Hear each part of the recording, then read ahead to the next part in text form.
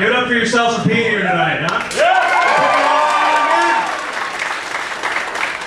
First thing I want to do for you guys is a quick impression what Fight Club's Edward Norton would look like if you were doing stand-up comedy at Joey's Comedy Club wearing a black shirt, jeans, and some sort of pair of shoes.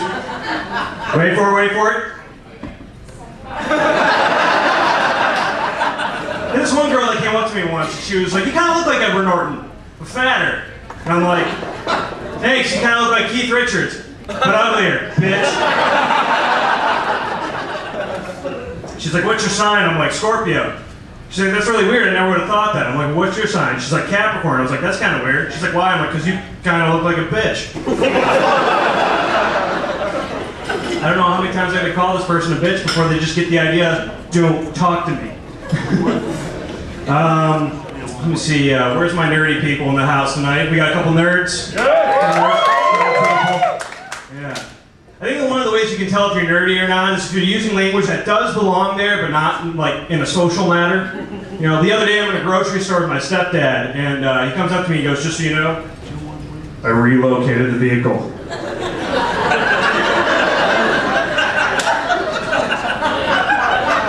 Alright, I'm going to set up a perimeter around the Chiefs. We'll meet at Zulu.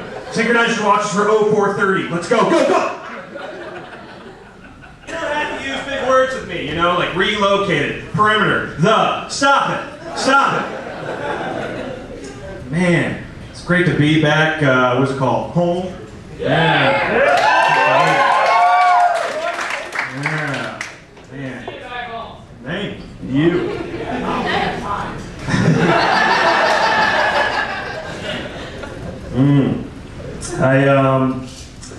A lot of things going on in Los Angeles, like I'm dealing with black widows, scorpions, which is just weird. There was this one time I was out in my driveway, and there was a scorpion out there, and I was going to smush it, but I realized I'm a Scorpio.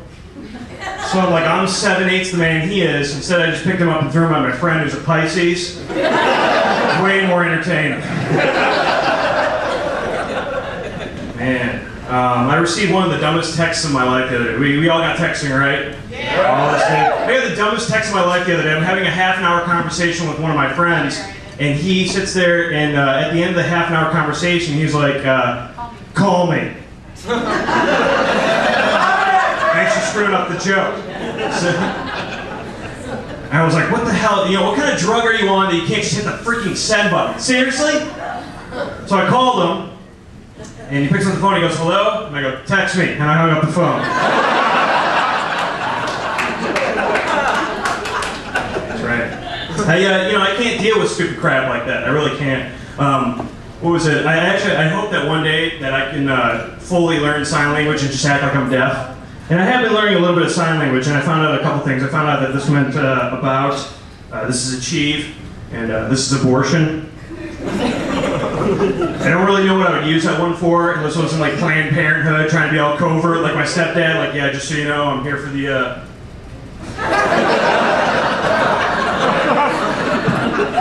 But the other one that I learned was airplane. Everybody go with me, just for fun, ready?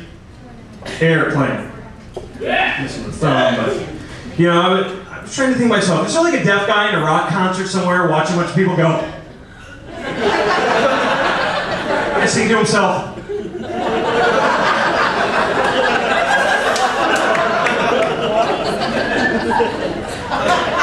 Something creepy's about to happen. You guys are all going to hell for that joke. I will see you there. Man, the sign language stuff going on. You guys remember the candy bar, whatchamacallit? Couple people, yeah? Does anybody eat that shit, or are you just kind of scared, you know, what might be in it? You think their original idea for a candy bar name was just a guy in a package? You know?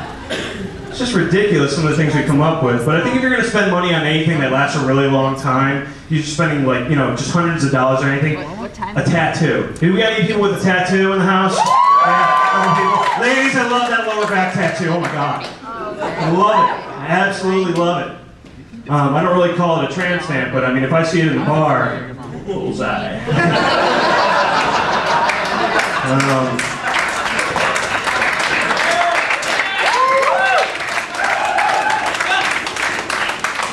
There's this one girl who had a tattoo of a cupcake on her butt cheek. And I thought it was kind of weird, you know, because I always wonder what is it going to turn like in 30 years, but that's kind of a twofer, right? Because in 30 years, that's a cake. It's a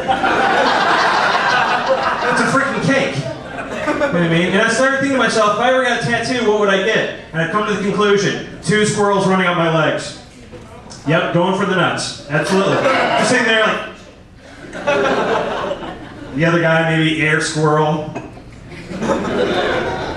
Once again, though, a twofer, because in 30 years, it'll look like 2 old ladies fighting over a bag of groceries, just sitting there. Why don't you just die in that thing?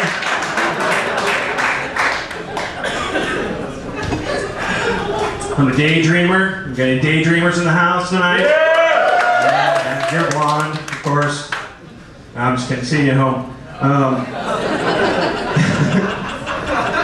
I like to daydream, but it's one of those things where it's weird when you wake up out of a daydream and you realize you're looking at somewhere that you weren't expecting, you know? Like your neighbor's window with a pair of binoculars. You ever do that? Kind of interesting situation. It's almost like when you get drunk, you get really, really drunk one night and then you wake up the next morning and you're still driving. You're still driving. Let's talk a little bit about sex, because that's never been done in the comedy circuit. Remember the first conversation I ever had about sex? I was learning a little bit about sex. I was about 7 years old. I came downstairs and my dad is watching Cinemax, also known as Skinemax, right? And he's watching 2 people, you know, And like I knew what was going on TV, but I always wanted to have my dad's side of it. I'm like, Dad, what are they doing? They're wrestling. Oh, yeah. Who's winning? The guy, obviously.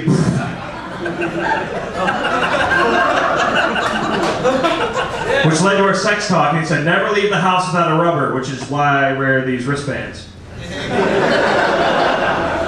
And when a girl asks me, do you have protection?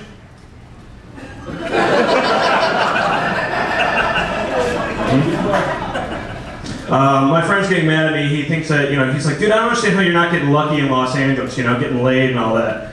And I'm sitting there, I was like, maybe it's because of the fact that I live with my mom. What was the conversation between me and another girl? Yeah, I've been eyeing you from across the bar. I was wondering if you want to go back to my house and be quiet. There's no conversation there. There isn't.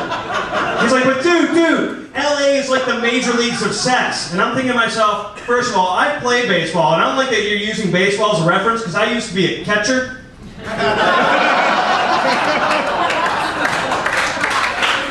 And that's not fair. Matter of fact, if we're going to relate to baseball at all, I'm pretty sure I didn't even do well in the minors. I'm pretty sure it was a recreational league sponsored by abstinence, so we can just knock that off, get off my back. I was in a couple of relationships with a couple of girls. The last 2 made me realize that I don't want to date until I'm like, never. Because the first relationship, it started off fine, and then it started like the movie Saw. You know? Here's a quick impression of what that relationship was like. Oh my God, you're so funny, you're so hilarious. I want to play a game. And there I am, strapped to a bed with a guillotine above my head. Kinky sex, that's what it was. Well, actually, the second girl turned me into a little bit of a freak in bed, and it's because, well, yeah, she turned me into a little bit of a freak because she was trying all different types of things in the bedroom, and I'm all down for cool things, you know. She was sitting there saying, you know, why don't you bring some food into the bedroom, and ladies, be specific. Because I asked her, I was like, what kind of food do you want me to bring? She's like, I don't know, be creative. And long story short, she's still mad at me for 3rd-degree burns of Campbell's soup on her back. Ouch. Okay. What was it?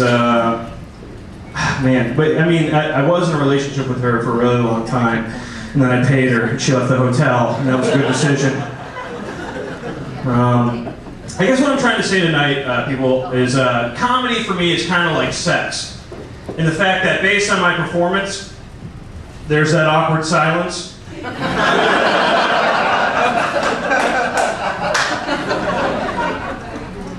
And then I usually break the silence by saying, wow, I really wish you were a towel. I can only imagine if you're like a female comic is probably like, wow, I really wish you were black. Oh, edgy, easy. Last thing I want to leave you guys with is, you ever find your mom's vibrator? You think to yourself, you know what, this wouldn't be so awkward if it wasn't my room. Thanks, guys.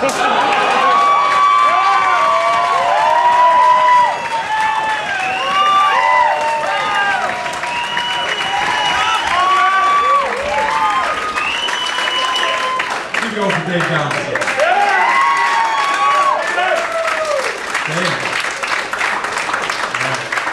Guys, ready for your last comedian of the night? Yeah! All right, this next lady is very funny. She's been on Showcase at the Apollo and BET. Ladies and gentlemen, please welcome to stage Crystal P.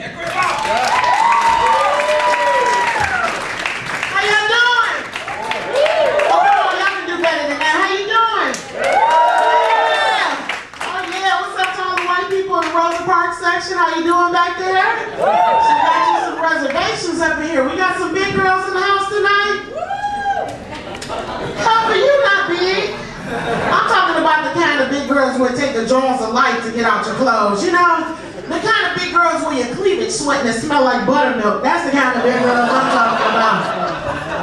I know from way back there I probably look extra anorexic to you because you're so far away, but I am a plus size woman.